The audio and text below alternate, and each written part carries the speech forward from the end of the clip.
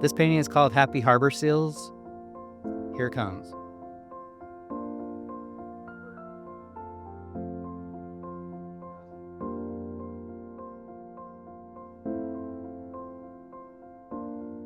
So I guess the main thing I have to say about it is I've had this idea for this painting in my mind for many, many, many years.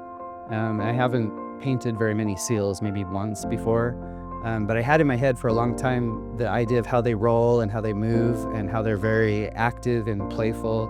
And so I was trying to figure out how can I really show the movement of the seals. And so partly I use the abstraction that's in the background to create a lot of movement.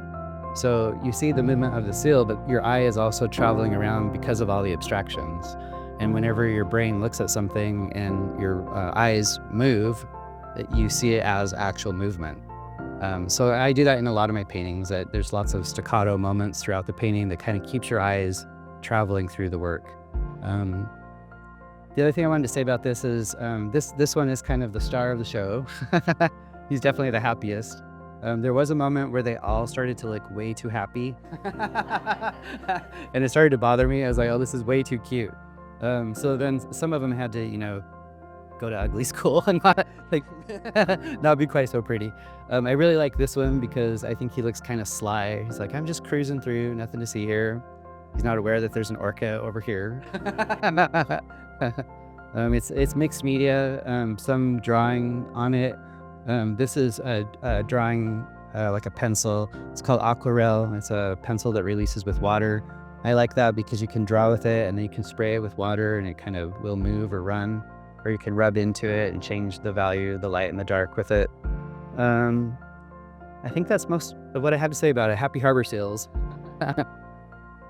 Oh, does anybody have questions for me? I know that's hard to come up with questions on the spot, but. Have you always had gold in your paint? Gold? Yeah, this coloration, I ran into a pigment that's really expensive. It's a golden color, a golden brand. And it's like $80 for this little tiny jar, but I use a lot of it because I love it so much. And I do like things that sparkle and shine, and kind of like a crow, I guess. Things that shimmer, draw my eye. Do you get any more joy, if you will, out of doing their figurative stuff as opposed to your more abstract? Sometimes, because I think when you're creating a figure, a personality kind of emerges. I felt like I was playing with this little seal as I was drawing it, as his happiness kind of emerged. It made me really happy. So I do think when you do figuration, when there's an animal or a person, their character becomes part of the process and part of the fun. The opposite of that is when I'm painting an abstract or an abstract landscape, it's more emotional. I feel like the paint is coming more from my gut, and I'm just like moving paint, and it feels really good. It's a very emotional process.